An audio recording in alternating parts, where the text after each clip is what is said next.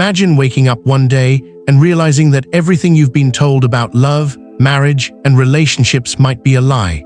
Imagine discovering that staying single is not a failure, but freedom, not loneliness, but the birthplace of your greatest strength. Nietzsche believed that solitude was not a curse, but a gift, a crucible where the strongest souls are forged. The world tells you that happiness comes only when someone else completes you, but Nietzsche would ask, what if the real tragedy is needing someone else at all? If you're ready to explore the hidden power of solitude and uncover why staying single might be the best decision of your life, then you're in the right place. Subscribe now, because this is where psychology and philosophy meet, and where you just might learn to see your own life with entirely new eyes. To stay single in today's world is often seen as a failure, a sign that you are incomplete, unwanted, or unlucky. Movies, books, even family dinners carry the same hidden message, that a life without a partner is a life half-lived. Yet Nietzsche, one of the most radical thinkers in history, believed that solitude is not weakness, but a test, a crucible in which the strong are forged. He wrote in Thus Spoke Zarathustra, "One must learn to love oneself with a wholesome and healthy love, so that one can bear to be with oneself and not roam about." For Nietzsche, the highest form of life was not found in attachment, but in the ability to stand alone, to face the abyss of existence without needing the comfort of the herd. In this video, we will journey through Nietzsche's philosophy to uncover why staying single might be the most powerful decision you ever make. We will explore how solitude shapes the self, why relationships often bind us to conformity, and how freedom, true freedom, can only be discovered when you are alone. And we will not stop at Nietzsche's time. We will look at what it means to be single today, in a world drowning in dating apps, relationship goals, and constant noise. In solitude, there is silence. And in silence, there is power. To understand why staying single might be the best choice you ever make, we must first understand Nietzsche's obsession with solitude. Nietzsche was not merely a philosopher who wrote about being alone, he lived it. His life was marked by isolation, estrangement, and the refusal to bend to society's expectations. For him, solitude was not a punishment, it was a necessity. In Thus Spoke Zarathustra, he describes the journey of the philosopher as one who must descend from the mountain of solitude to speak with others, but always return to his own heights. Solitude was where the philosopher drew his strength, where he confronted the truths that the crowd was too afraid to see. The herd lives together, but it is only in being alone that one truly sees themselves. Nietzsche believed that most people live lives of quiet conformity. They marry not out of authentic love, but out of fear, fear of being left behind, fear of judgment, fear of the silence that comes when no one is around to distract them from themselves. To Nietzsche, this was a kind of slavery, and the one who dares to remain single, to remain in solitude, breaks free from this slavery. He wrote, "The greatest events, they are not our loudest, but our stillest hours." In other words, it is not in the noise of society or the comfort of constant companionship that greatness is born, but in the quiet, often painful hours of being alone. The single individual, unchained by obligation, has access to this stillness, to this possibility of greatness. Think about it, when you are in a relationship, much of your energy is spent in negotiation. You adjust your schedule, your habits, your desires, even your identity to fit into the life of another. There is beauty in compromise, but there is also loss. How many dreams are abandoned because they do not align with the expectations of a partner? How many passions are dimmed because they disrupt the fragile piece of a shared life? Nietzsche would ask, is this sacrifice always worth it? Or is it sometimes a quiet betrayal of your truest self? To remain single is to remain sovereign. Your time belongs to you. Your future belongs to you. You become, in Nietzsche's words, an overcomer, someone who has learned to master the art of being with oneself.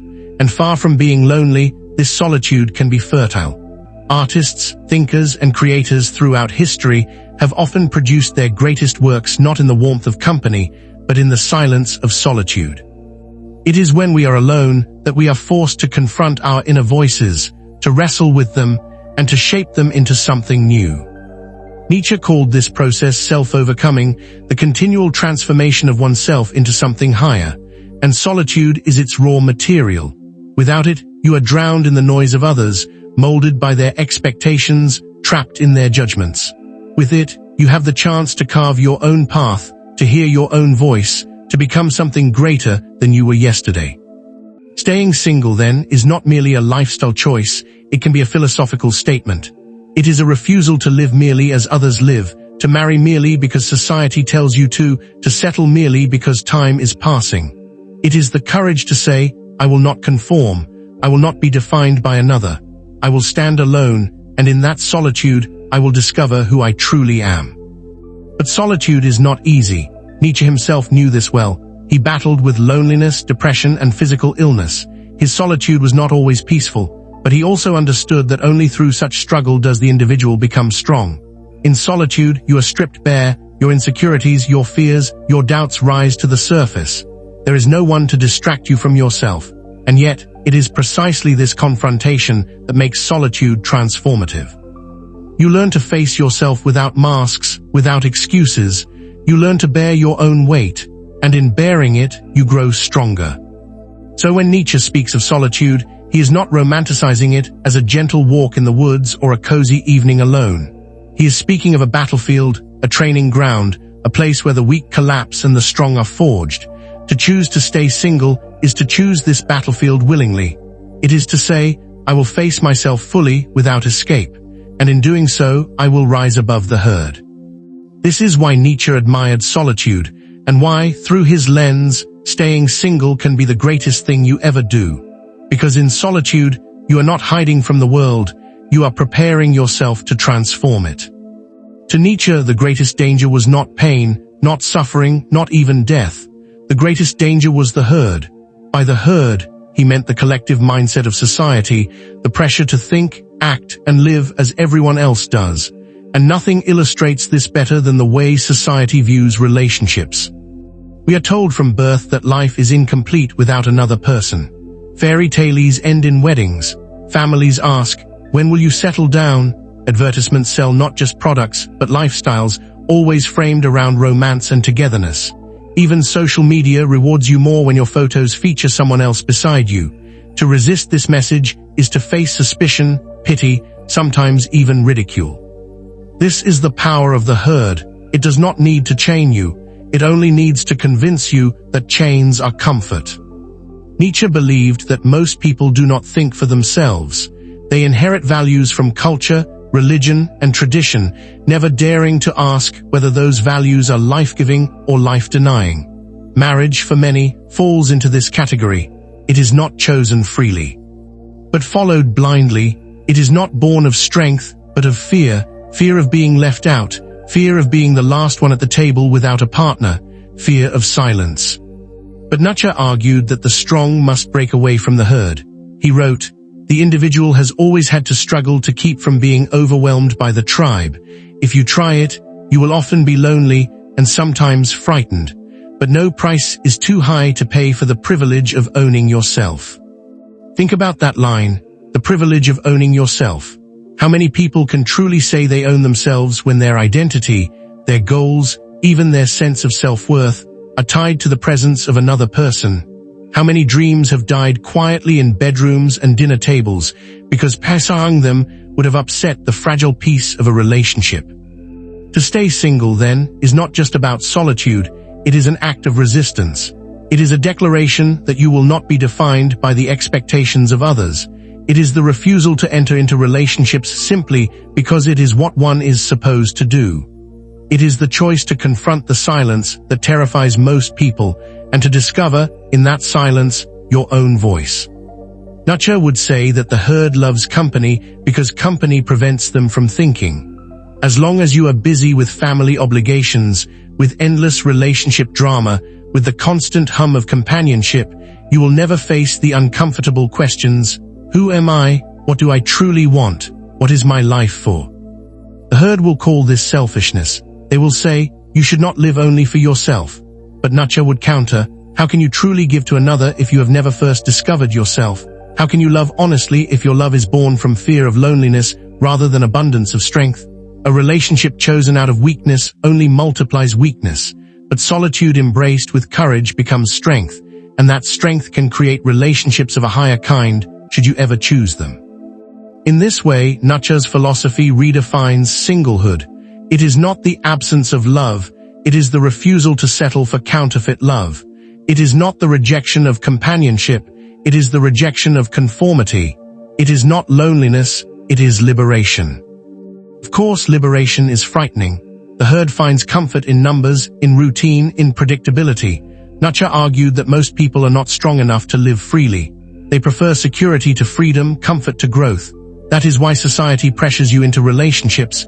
It is easier to manage the herd when everyone follows the same script. But the one who stays single, who walks away from the script, becomes dangerous. They remind others that another way of life is possible. They expose the fragile illusions of those who pretend to be happy simply because they are coupled. Nietzsche called for individuals to become free spirits, those who dared to think for themselves, who were willing to suffer for the sake of authenticity, who chose solitude not as retreat but as empowerment. To remain single in a world obsessed with relationships is to become such a free spirit.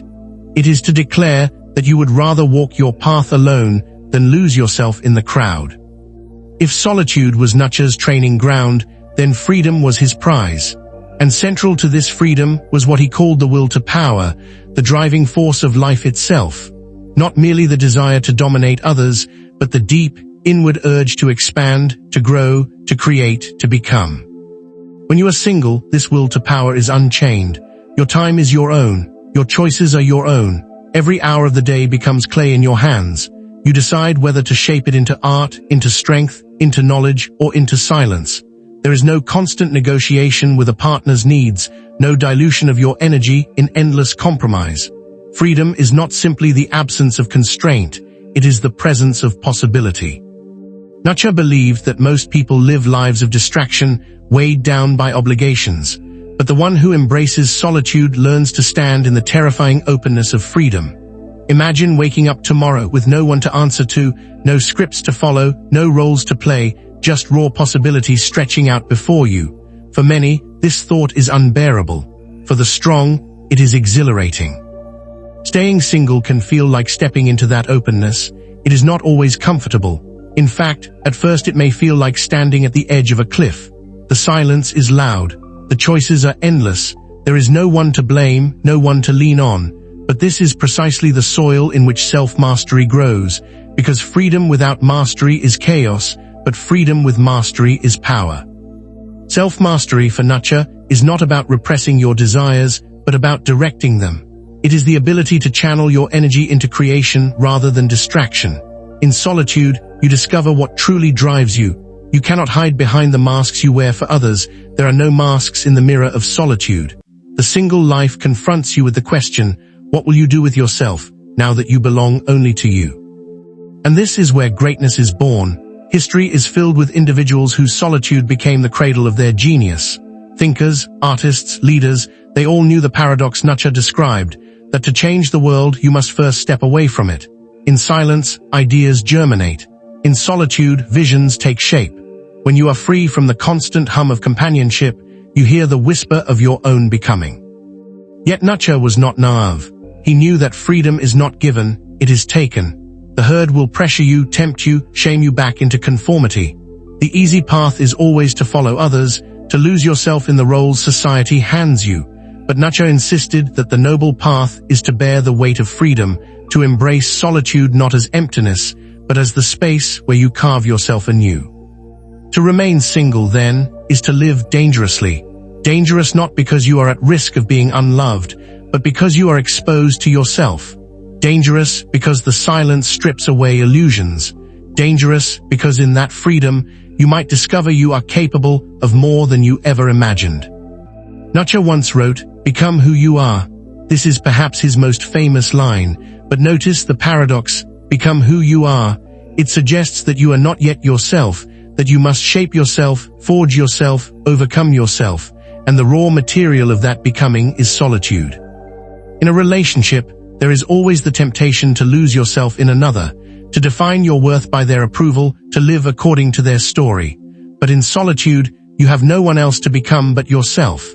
You face your chaos directly, and in doing so, you begin the slow, painful, glorious work of transformation. This is freedom. This is self-mastery. And this is why Nietzsche would argue that staying single is not a lack, but a path toward power.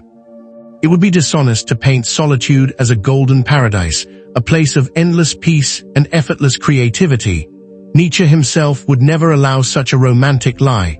Solitude, he knew, is as much a battlefield as it is a sanctuary. It is where the deepest struggles unfold, not against others, but against oneself. Nietzsche's own life is the clearest testimony. He spent much of it in pain, physically tormented by migraines, stomach ailments, and failing eyesight. He was estranged from friends, disappointed in love, and often misunderstood by his contemporaries. He lived alone in small rented rooms across Europe, moving from one place to another in search of relief, never finding it fully. And yet, it was in these years of loneliness and illness that he wrote the works that would change philosophy forever. Solitude is not easy. To be alone is to be stripped of distraction. When there is no partner to soothe you, no family to constantly validate you, no constant social noise to drown out your thoughts, you are forced to face yourself.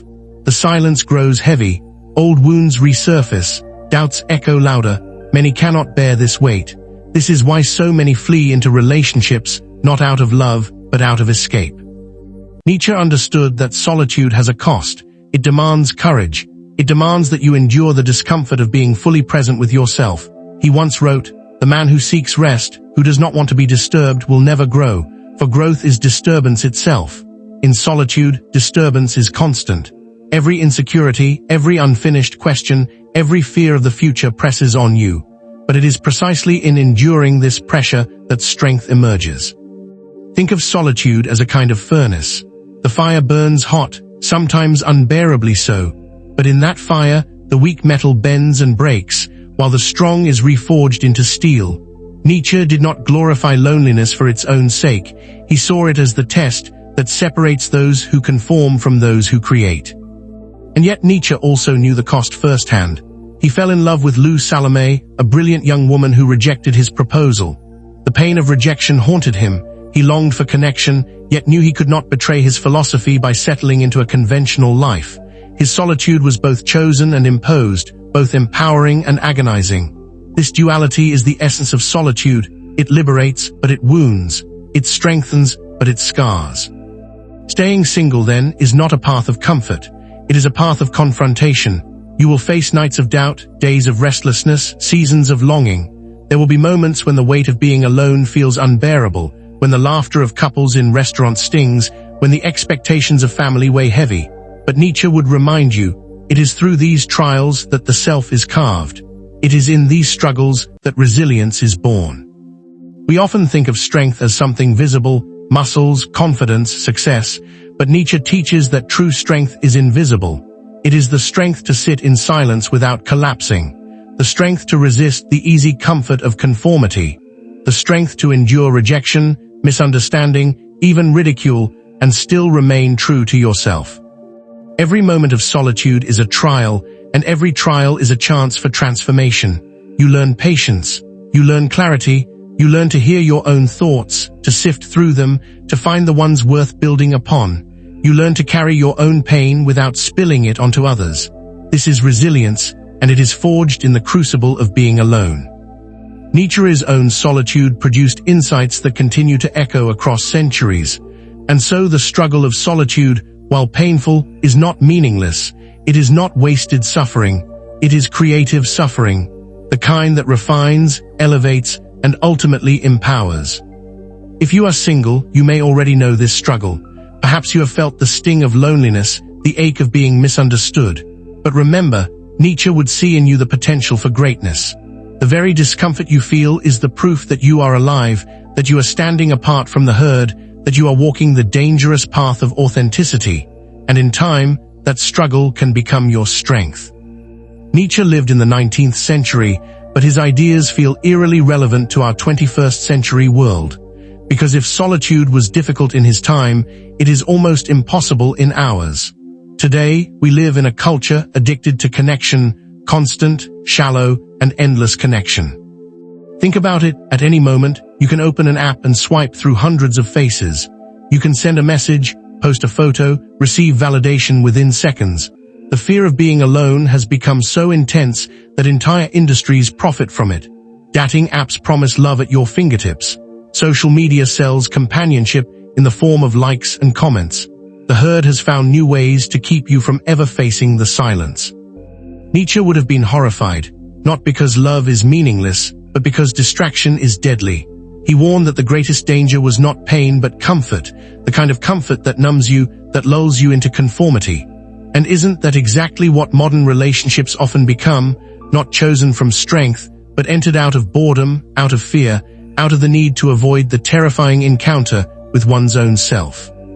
To remain single in this culture is, if anything, more radical than it was in Nietzsche's time. It is not just the rejection of tradition. It is the rejection of a trillion-dollar machine designed to convince you that your value lies in how coupled you are. To stay single is to resist not only your family's expectations, but also the algorithms that whisper, "Don't be alone, don't be still, don't stop scrolling." Nietzsche wrote of the danger of the herd, that when everyone thinks the same, no one truly thinks. Today, the herd does not merely gather in physical spaces, it gathers in digital ones. Trends spread instantly, expectations are reinforced with every scroll, and yet beneath the noise, countless people feel emptiness. Couples post curated pictures, but behind the filter is often resentment, fatigue, or indifference. Nietzsche would not be surprised. He knew that relationships built on fear or conformity collapse under their own weight. But here's the paradox. In an age obsessed with constant connection, solitude has become even more powerful. When you stay single, when you step away from the noise, you reclaim the rarest resource of all, attention. You reclaim the ability to focus, to create, to reflect. You reclaim the silence that others spend their entire lives running from. Imagine sitting alone in a cafe while everyone else scrolls frantically, desperate to avoid silence. You sit there, unbothered, grounded. That is not weakness, that is power. Nietzsche would call it strength of spirit, the ability to endure what others flee from. And here lies the modern lesson of Nietzsche's philosophy. Solitude is not outdated, not irrelevant. In fact, it may be more necessary now than ever before, because if the herd is louder, then the call to break from it must be stronger. If distractions multiply, then the need for focus deepens. If conformity has found new disguises, then authenticity must be even more ruthless. To stay single today is not just a personal choice, it is a philosophical act. It is to say, I will not measure my worth by likes, by matches, by relationship status. I will not allow algorithms to dictate my desires. I will not let the herd decide who I am. I will walk my own path, even if that means walking alone. Nietzsche might smile at this. He might even say that those who can bear solitude in the digital age are closer to his vision of the Übermensch, the higher individual, the one who creates their own values rather than borrowing them. To resist conformity in an age of constant conformity is not easy, but it is necessary, and for those who can endure it, it is liberating. Nietzsche once wrote, "The higher we soar, the smaller we appear to those who cannot fly." To stay single in a world obsessed with coupling is to choose to soar. It may not always be easy. People will misunderstand you, pity you, even mock you. They will project their own fears onto you, assuming that you must be incomplete, that you must secretly long for what they have. But Nietzsche would say, let them think so. Their misunderstanding is proof that you walk a higher path. What we have seen is that solitude is not emptiness. It is not a void. It is not the absence of love. Solitude is a furnace where the self is tested, broken, and reforged. It is the place where the herd cannot follow, where illusions fall away, where the raw truth of existence presses in. And though that truth can be heavy, it is also liberating. Because when you face it, you learn that you are capable of carrying it. Staying single is not about rejecting love forever. Nietzsche was not against love, he was against weakness disguised as love. What he demanded was authenticity. Love chosen from strength, not from fear. Companionship embraced out of abundance, not out of emptiness. The tragedy of many relationships is that they are built not on strength, but on desperation. And when desperation meets desperation, the result is not wholeness, but collapse. If you remain single, it is not because you are broken. It is because you refuse to settle for counterfeit bonds. It is because you are willing to face the silence others run from. It is because you are preparing yourself, perhaps, for a deeper kind of love in the future, or perhaps not. Either way, your life is your own. That is the victory Nietzsche demands. So what does this mean for us today? It means that singlehood can be more than a temporary status. It can be a philosophy, a discipline, a path. It can be the conscious choice to cultivate your strength, to direct your will to power into creation, to learn the art of self-mastery. It can be the space in which you finally begin to become who you are. And perhaps this is the deepest lesson, that staying single might indeed be the best thing you ever do, not because it spares you pain, but because it confronts you with it. Not because it avoids struggle, but because it demands it. Not because it guarantees peace, but because it offers transformation. Nietzsche's voice echoes across time, challenging us. Will you live as the herd commands, or will you dare to stand alone? Will you settle for comfort, or will you endure the fire of solitude until it forges you into something greater? The choice, as always, is yours. To follow the herd into the safety of conformity, or to walk alone into the silence, and there discover your true strength. And so the question lingers. In a world that cannot bear to be alone, will you dare to embrace solitude? Will you dare to remain single, not as weakness, but as power? For if Nietzsche was right, that choice may not just be good for you. It may be the greatest, most liberating decision of your life.